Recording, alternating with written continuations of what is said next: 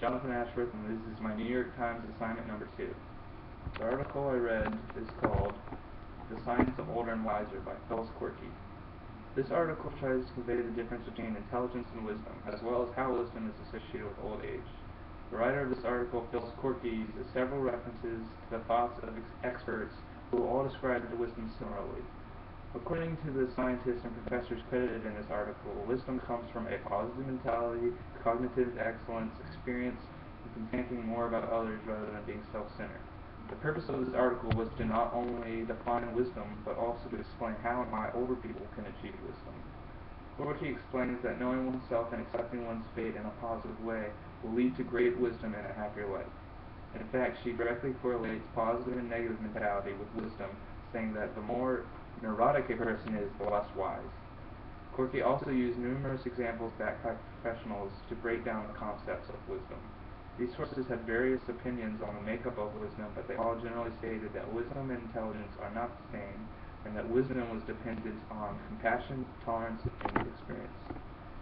The most interesting concept I learned from reading this article would be that a person can have great intelligence but not great wisdom.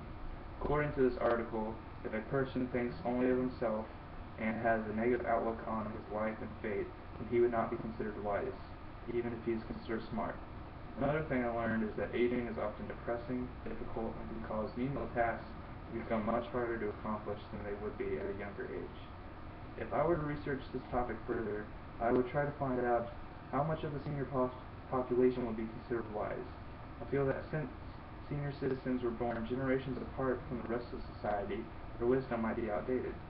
I also feel that it is very difficult for the elderly to maintain a positive mentality, as many older people are stressed out about things like their age and serious medical conditions.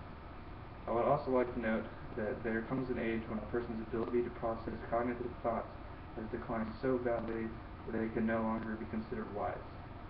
If I were to research wisdom further, I would expect to find wisdom in various ages, but rarely in younger people. It would be rare to find great wisdom in a 20-year-old, but I think that some people in their 40s or 50s require much wisdom because of decades of learning and experience.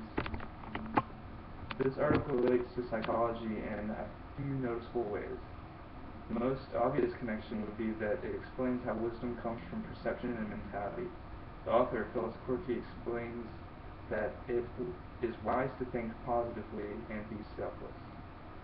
The mentality of a senior citizen has developed so much over decades of choices, experience, and learning that he or she is likely develops a wise insight as well as great compassion. The article also relates to memory, as it explains that older people can have so many memories that it's hard for their brains to pull out information, causing their cognition to be slower. Although their thoughts may be slower, Corky states that the ample experience and memories that old people possess allows them for more pattern recognition, and this can beneficially affect their actions and decisions. That was my assignment. Thanks for watching.